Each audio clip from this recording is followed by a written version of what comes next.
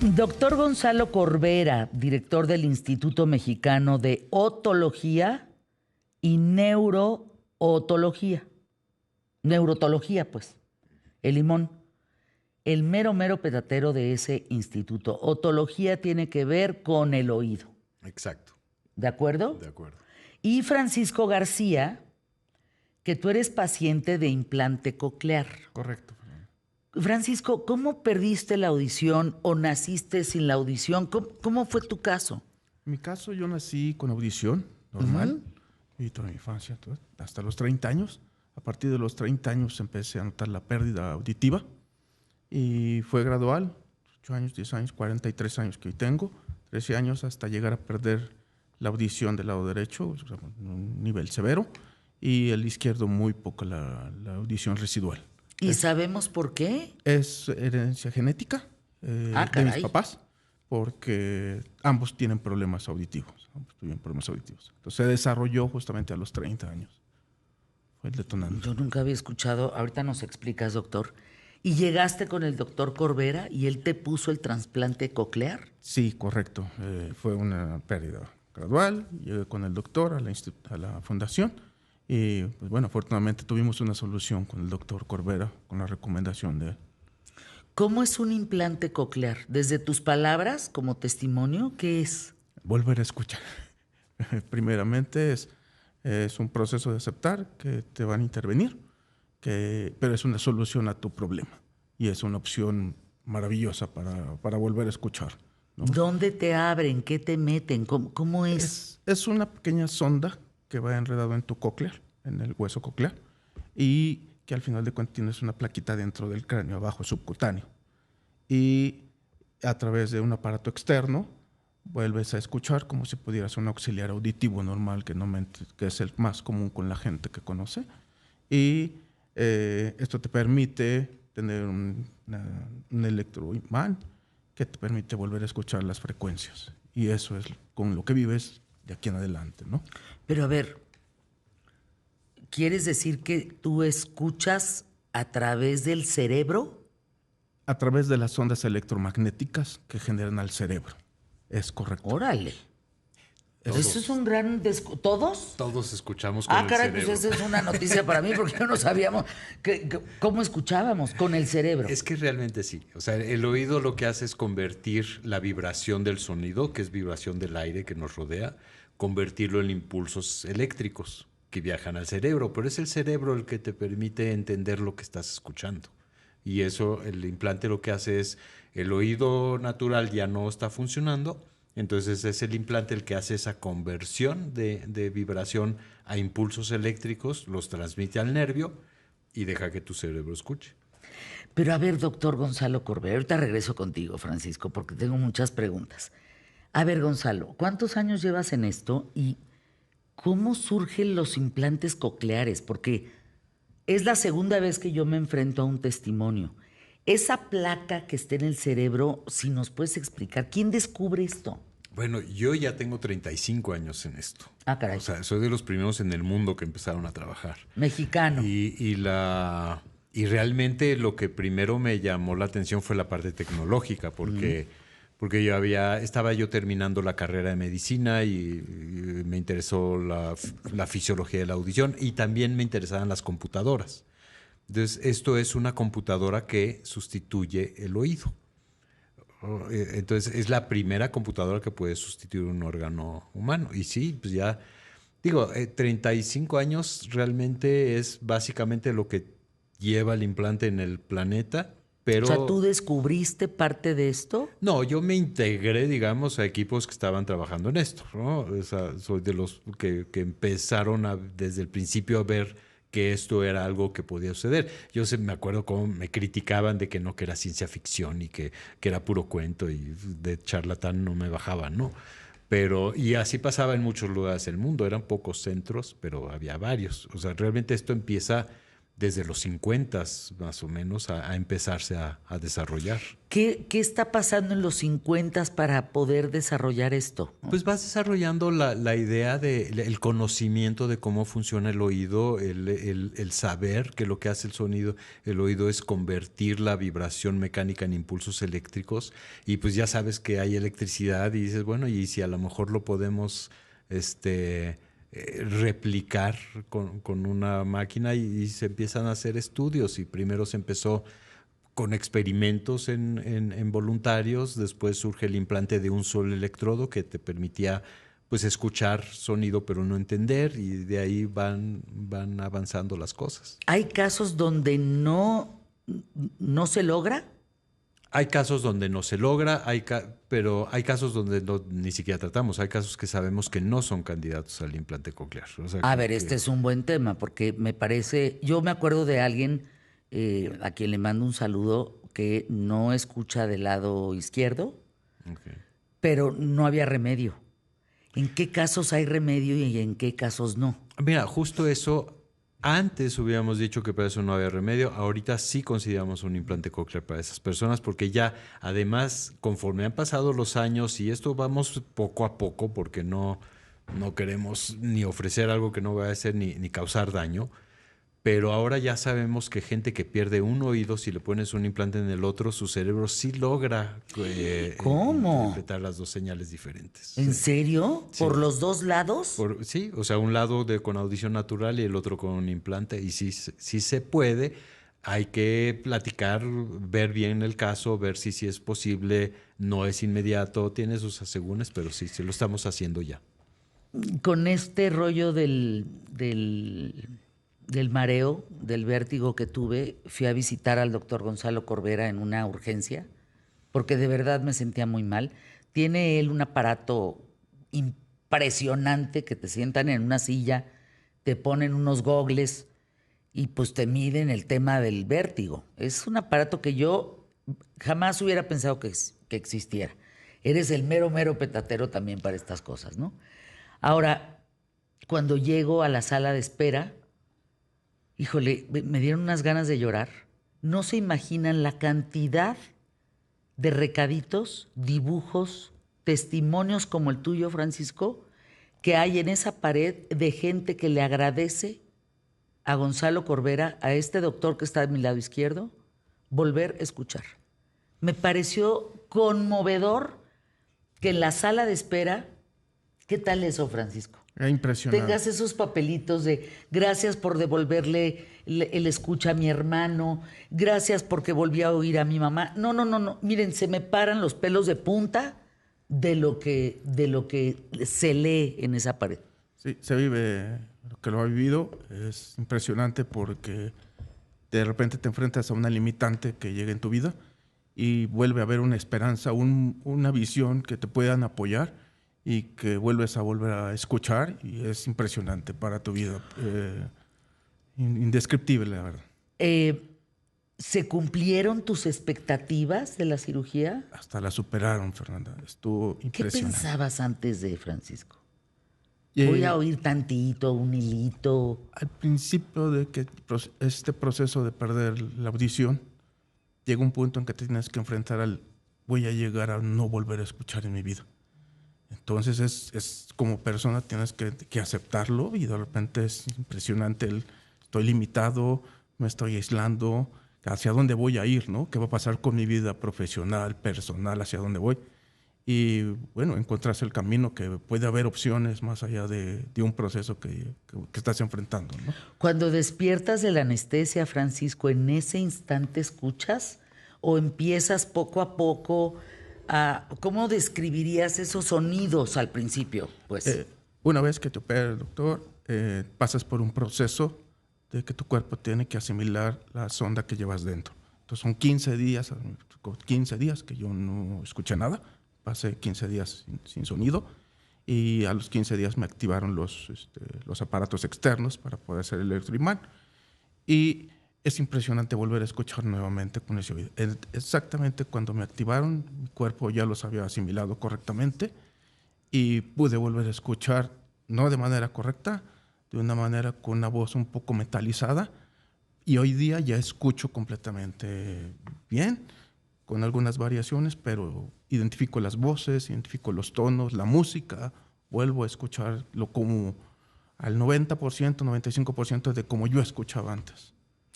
Cuando dices metalizado, como si fuera un extraterrestre, Como si fuera un robot. un Una robot, voz al principio. al principio. Las voces se oyen así. Así es, que es un proceso, el doctor te puede explicar muy bien, te puede explicar ese proceso, pero yo como lo viví lo escucho de una manera diferente, como si yo escuchara en la radio, un ecualizador diferente. Exacto. Y ya ahora ya mi ecualizador se ha ido regularizando para volver a escuchar de manera como yo escuchaba antes. ¿Tu voz cambió? Sí, mi voz, mi tono vuelve a variar un poco. Mi familia inclusive lo ha notado. ¿Qué ha notado tu familia? Bajo mi voz, Sí, tengo el es que- tono más suave, hablo más pausado, más entendible para los demás, para Es mí. que cuando no escuchas, gritas. Grito, exactamente. Llega un punto en que yo mismo no me escucho y grito. Y eso es lo que pasó. Eso es la modificación que ha pasado en mi vida. Para irnos en 2 minutos, anuncios QTF. A ver, la rutina diaria de un implante coclear.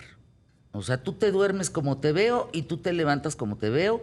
Te tienes que desenchufar. Sí. ¿Cómo es? Llega mi hora de dormir, yo automáticamente me desconecto mis aparatos, los guardo, los limpio, llega un proceso de cuidado. En las noches lo dejo trabajando y Lo duermo. cargas. Lo cargo, tienes una pila, inclusive una parte para la humedad, que es un aparatito que lo cuidas, para que tenga un poco, prolongar su vida útil. Y yo no escucho nada en la noche. Yo soy sordo, todos los días regreso a no volver a escuchar en la noche. Y en la mañana volver a ver con los aparatos, prepararme mi vida, bañarme, salir para trabajar y conectarme, conecto mis aparatos y vuelvo a escuchar todo. ¿No te da miedo no escuchar en la noche? Es un proceso que te vas adaptando. Obviamente sabemos que muchas veces te enfrentas a temblores o lo que pueda pasar en la noche, ¿no? Pero pues, es la confianza que debes de tener en tu vida, ¿no? Que vas Qué a volver, bien, Francisco, qué que vas bien. a volver a vivir, que tienes que seguir, ¿no? Cuando te lo quitas en la noche y vuelves a ese silencio, Es un silencio, es como dormir sin preocupar. Para mí es como vivir sin preocupación, es una paz tranquila. No, si yo escucho algo, no va a pasar nada, ¿no? Es una paz tranquila para dormir bien, ¿no? Como muchas veces a veces no logramos en el día a día. entonces duermes muy bien. Duermo perfectamente. Yo digo a dormir, ni 2 minutos pasan. Es que le pregunto esto para irnos a anuncios QTF, porque ¿cuántos de nosotros con cualquier cosita nos despertamos? O sea, ladra un perro, te despiertas. El coche del vecino, te despiertas. Un sonido, te despiertas. Como sueño ligero. Es correcto. Pero tú entras nuevamente en silencio sabiendo que al día siguiente vas a volver a escuchar. Correcto, esa es la confianza que debe. Qué maravilla. Hay muchas dudas. Por ejemplo, David Ramírez Arana dice, Fer, ¿por qué dicen trasplante en lugar de implante coclear? O sea, ¿cuál es la diferencia entre ambos conceptos, doctor Gonzalo Corbera? El término correcto es implante. Trasplante es cuando tomas un órgano vivo de una persona para ponérselo a otro, ¿no? Un trasplante de corazón, de riñón, hasta de córnea también aplica. Un implante es cuando estás poniendo un aparato, algo no biológico. Implantas algo. Exacto. Entonces el término correcto es implante coclear, no trasplante. Ahora, me cabe esta duda porque, fíjense, en 1980 la FDA da el visto bueno de los implantes cocleares en Estados adultos. Unidos. ¿Estamos? Para adultos sí. Para adultos. Pero fíjense que es hasta el 2020 que dicen los niños también. ¿Por qué? ¿Por qué primero adultos? Porque fíjate, se aprobaron a partir de 9 meses de edad, pero hasta el 2020. Ah, sí, se redujo a 9 meses, pero antes del 2020, o sea, desde finales de los 80. O sea, primero se aprobaron en adultos porque finalmente, primero se hicieron estudios en adultos porque eran voluntarios, finalmente era algo experimental, ¿no? Ya que Maravilla. compruebas que funciona en adultos, entonces te puedes ir a los niños que no tienen posibilidad de dar su consentimiento, ¿no? Entonces tienes que estar seguro de que estás haciendo lo correcto. Entonces, a finales de los 80 se aprobó en niños, pero la edad mínima en niños era primero de 2 años, después se fue bajando y apenas ahora es que bajó a los 9 meses. Pero no es que no se usara en niños, es que la edad mínima ha ido bajando. Ahora, si tú naces sin escucha, ¿el implante coclear te sirve? 100%, sí. ¿Cómo? Eso es en lo que más lo usamos. O sea, sí. A ver, explícanos, por favor. Ahí es fantástico, le cambias la vida por completo a un bebé porque justo si una persona que nace sin escuchar, todas las conexiones cerebrales que te darían esa audición no se hacen y las neuronas o se pierden o se usan para otra cosa. Entonces, ¿Cómo? A ver, explícame rápidamente eso. mira, cuando naces con el doble de neuronas que las que vas a tener a los 20 años. Ajá. Naces con un montón de neuronas que no se han conectado una con otra. Y que se conecten, que formen las vías de sensoriales, depende de que haya el estímulo. Entonces, un bebé que nace, en realidad cuando nace ya lleva 3 meses escuchando, ¿no? Porque el oído interno se termina de formar más o menos al 6º mes. Entonces, el cerebro empieza a conectarse. Y ese es lo que dijimos al principio, escuchamos con el cerebro. Para poder entender el lenguaje, se tienen que hacer esas conexiones. Si esas conexiones no se hacen en los primeros 4 a 6 años de vida, ya Esas no se hacen. neuronas se pierden. Se pierden. Y si tú pones un implante, nosotros tenemos un estudio publicado que es realmente muy interesante en ese sentido, pero cuando ya no se formaron más de esa edad, ya no las formas. O sea, le puedes dar audición a un niño y sí le ayuda, pero ya no entiende una conversación, ya no puede participar en la mesa. Entonces lo tenemos que hacer temprano. O sea, un niño que nace con una pérdida auditiva profunda, entre más temprano se haga es mejor. Ahorita ya implantamos niños de los 6 meses. O sea, aunque le dices la FDA lo aprueba a los 9, pero yo tengo un montón de niños implantados a los 6. Claro. O sea, ahora, ¿es el mismo procedimiento que Francisco? Es el mismo procedimiento. Es un poco diferente, la terapia es diferente. ¡Qué maravilla! Esos niños, miren, yo he visto videos, ustedes también seguramente, de los niños que no ven, de chiquitos, de bebecitos, y que les ponen los lentes y ven a la mamá por primera vez y ven el entorno. Lloras. Imagínense la escucha. Se asustan, lloran. Lloran porque no entienden qué está pasando. O sea, imagínate que de repente tienes 1 año de edad y te dan un sentido que no sabías que existía. Claro que lloras, pero lloran, pero les gusta, ¿no? O sea, lloras, pero de angustia también, pues ¿no? Sí, claro, es algo desconocido y sí necesitan un periodo de adaptación en que empiezan a entender. ¿Cómo los llevas de la mano a eso? Pues con mucho cuidado. O sea, para eso es la terapia. Por eso todas estas cosas lo tiene que ser un equipo, ¿no? O sea, yo soy el neurotólogo del grupo, pero también tenemos audiólogos, tenemos terapeutas. O sea, y trabajamos en conjunto. O sea, tú encaminas al niño para escuchar. Exacto, para que entienda lo que está escuchando. Porque ahorita nosotros estamos escuchando y damos por hecho que estamos escuchando, ¿no? Sí. No es un tema... Pero una cosa es escuchar y otra cosa es entender. Y lo que queremos es que entiendan el lenguaje y entonces eso hace que puedan hablar, porque si no, no pueden hablar.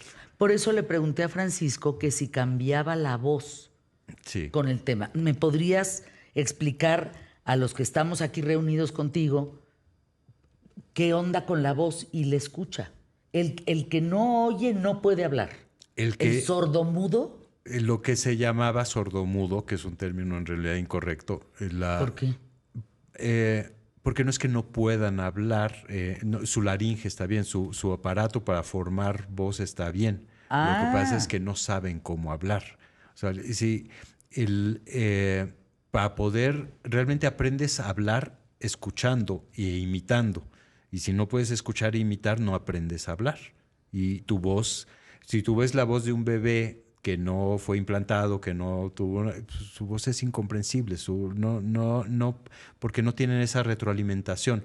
Todo el tiempo hablamos y escuchamos lo que dijimos y lo comparamos con lo que quisimos decir, por eso nos corregimos, por eso copiamos los acentos Y una persona, un adulto que pierde la audición, poco a poco va perdiendo la voz. O sea, empieza levantando la voz demasiado, luego Lo que le pasaba a Francisco. ya no se entiende igual de bien. No saben formar bien las palabras para que se parezcan a las palabras de los demás. Porque no escuchan. Porque no escuchan.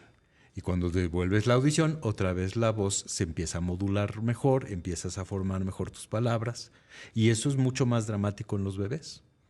¿Por qué? Fíjense que me surgió, ¿por qué de las primeras palabras que normalmente dice un niño es mamá?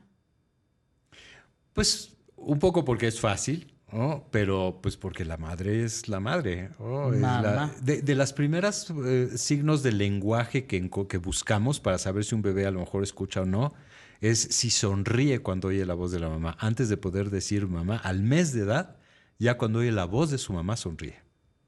Y eso quiere decir que escucha bien. Escucha. Sí. Yo viví un caso, Gonzalo, no me acuerdo si te lo platiqué, un caso brutal en donde una amiga de mi mamá va a comer a casa de mi mamá, yo estoy ahí, lleva a su bebé y yo le digo, yo te lo cuido en lo que ustedes platican.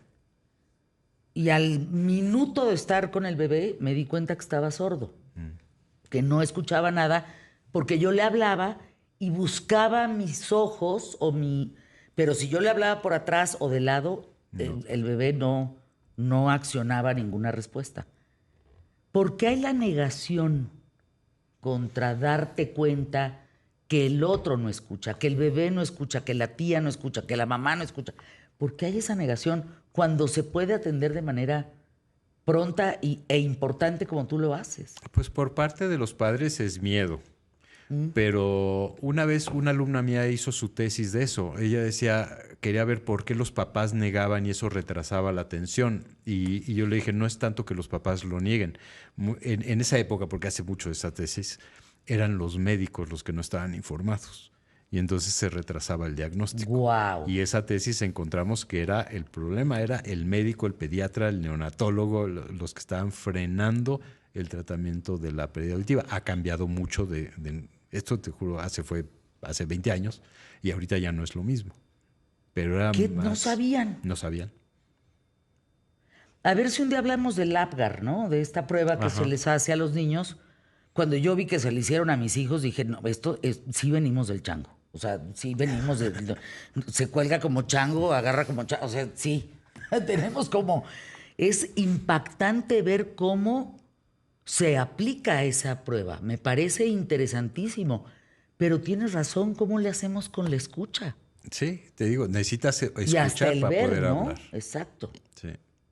Pues la diferencia, mira, hay algo semejante en niños que nacen ciegos y les tratas de dar visión, o sea, les operas la córnea, lo que sea, ya grandes, igual pueden ver luces y todo eso, pero no aprenden a distinguir las cosas como para poderle dar la vuelta a un obstáculo. Entonces, te pasa con el implante. Le pones un implante a un niño que nació con sordera y se lo pones a los 10 años y sí oye. Sí le puede hacer una audiometría, sí oye, pero no entiende lo que está oyendo. Wow, qué datos estás dando, Gonzalo. Este doctor es un picudazo, ¿eh? De verdad. Es director del Instituto Mexicano de Otología y Neurootología. A ver si un día me parece fascinante los temas de nuestro cerebro. Sí. ¿Por qué nos entendemos? ¿Por qué no nos entendemos? Soy fan de Oliver Sacks, ¿no? De todo Sí. lo que escribió. Y bueno, pues ahí eres el Oliver Sacks de México, sin duda alguna.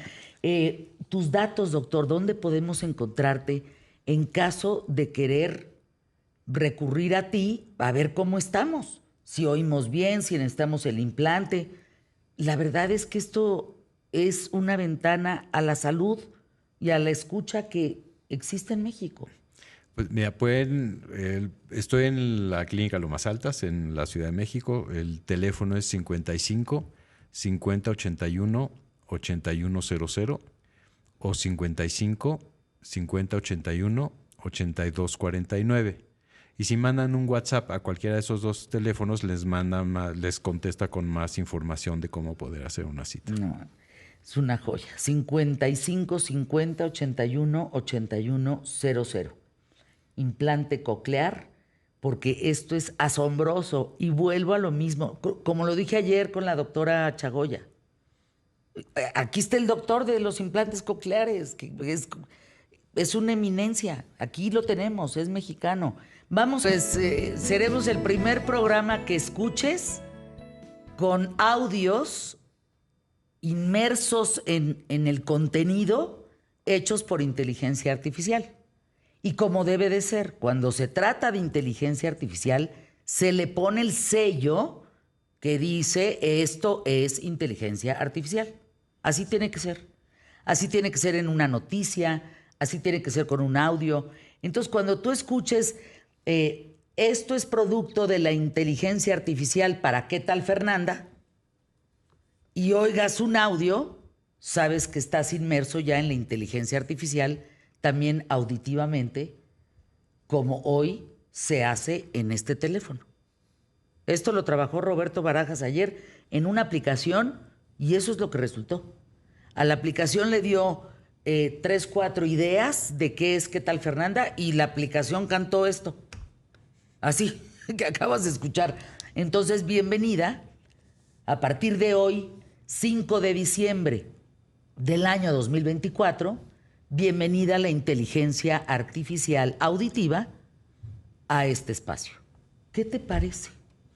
Justo voy a dar una conferencia sobre inteligencia artificial en términos de audición en marzo del año que entra. ¿Qué nos puedes decir al respecto? Hay muchas cosas para las cuales se está usando la inteligencia artificial en implantes cocleares. Uno de los temas es cómo calibrar el implante, cómo ajustar el implante óptimamente a tu nervio auditivo. Y eso es lo que pues, nos lleva atorados un rato. Digo, funcionan muy bien, pero siempre es la búsqueda de que funcionen mejor y además que funcionen igual en todos, porque de repente te encuentras lugares donde no saben calibrarlos bien y los niños no están oyendo tan bien. Y se está buscando resolver ese problema a través de inteligencia artificial. Yo quedé impactada de esta aplicación, Francisco, donde tú entras, Gonzalo Corbera, doctor, le pones Francisco, se apellida García, no escuchaba y escucha y te hacen una canción. Ah, caray. Así como lo que acabo de presentar ahorita, por primera vez, usando ya la inteligencia artificial en este espacio. Y se tiene que decir, esto es inteligencia artificial, por supuesto. Ahora, quiere decir que habrá personas que, aunque escuchen, no van a desarrollar su voz y tienes que usar la inteligencia artificial para suplir esa voz. No. No. Todo el que escucha habla. Bueno, nunca, en medicina siempre hay cosas raras, ¿no? Pero habitualmente sí. O sea, está completamente ligado de escuchar y hablar, sí. Es que ahorita en el corte comercial le puse al doctor el video del niñito que le pusieron su trasplante y la mamá le está hablando y el niño empieza a llorar, pero sonríe. Y me dice el doctor, es que entiendo la parte emocional, pero es que este niño está asustado. Sí. O sea, no sabe si reírse, si llorar, no sabe lo que está escuchando. No, nosotros le imprimimos esas emociones. Claro, y se va y tarda poco tiempo, en meses ya empieza a agarrar el hilo, ¿no? Conforme se va dando cuenta de la relación entre lo que oye y lo que siente, ¿no? Entonces, pero sí, digo, es fantástico todo el proceso. No, a mí me parece impresionante la relación de tu cerebro con el escucha, habla y demás. ¿Cuál es la diferencia entre un implante coclear y un aparato auditivo? Un aparato auditivo es un amplificador muy sofisticado que trata de limpiar la señal, pero finalmente es tu oído interno el que va a convertir el sonido en impulsos nerviosos. Y en cambio, un implante coclear es un oído electrónico. Ándale, más claro que el agua, qué bárbaro. Es un oído electrónico. Exacto. ¿Hay oídos biónicos? Esto es un oído biónico. Se llama bioelectrónico, de ahí viene la palabra biónica. Entonces, esto es Que claro, es eso. Tú tienes un oído biónico. Es correcto, Fernando, es correcto. ¿Esto caduca? Cuando tú dijiste yo el día a día de los aparatos y del implante coclear, los limpio, los reposo, yo no escucho en las noches. Eso me pareció fascinante en tu vida, Francisco. Qué locura que escuchas de día y luego te desconectas de noche, pero es en serio, no escuchas nada. Sí, no escucho nada, Fernanda. De noche yo descanso, no escucho nada y es a validarme de mis más sentidos, pero yo descanso. Es una ventaja que puedes encontrar en el silencio, ¿no? ¿Qué otros, cuando empezaste a perder la escucha, qué te diste cuenta que empezaste a desarrollar más en otros sentidos? ¿Cómo era tu vista, tu tacto, tu...? Apoyarme mucho de la vista con las juntas, el medio social que vives día a día, aprender a leer los labios innatamente, las expresiones de la gente, el entender las conversaciones por expresiones, por los labios, estar más atento al medio de qué es lo que está pasando alrededor mío, ¿no?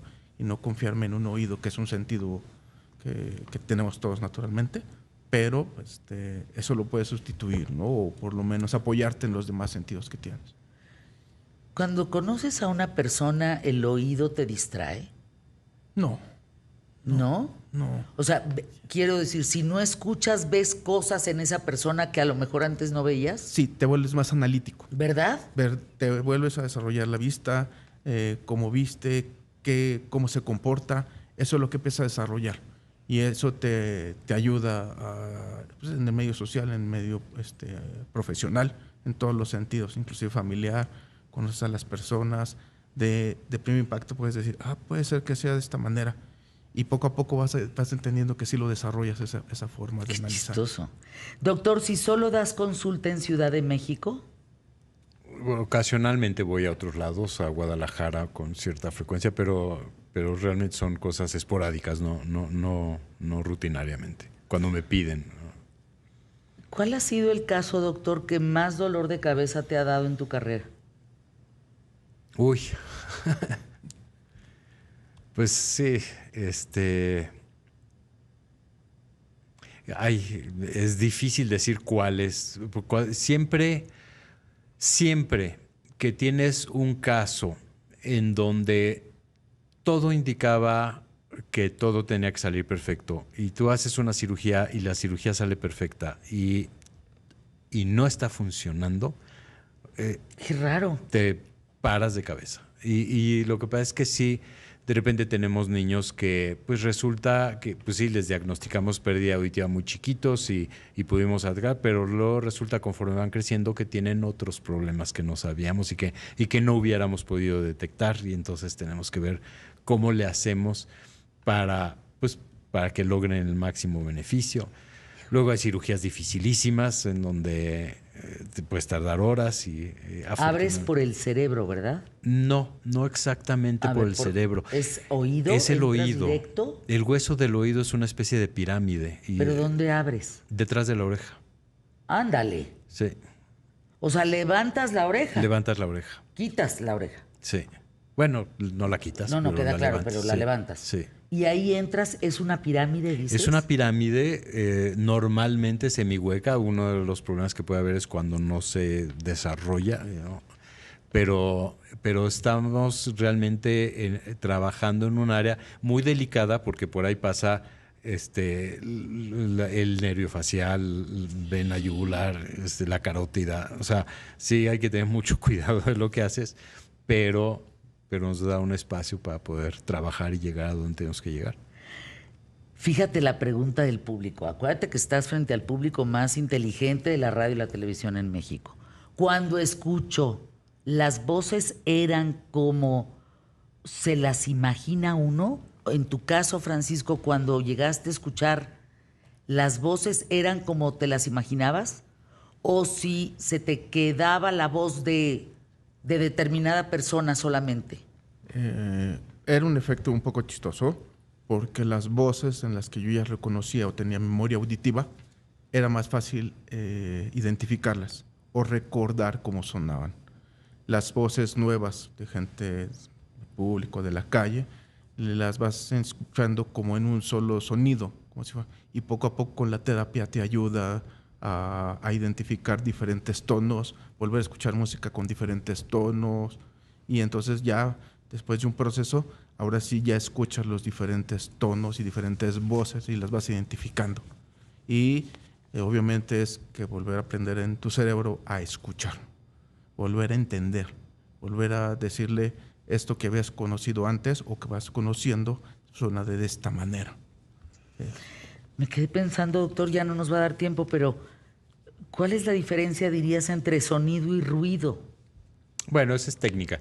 Sonido es la vibración sonora que tiene significado, y ruido es todo lo que no tiene significado. Lo burdo. Sí.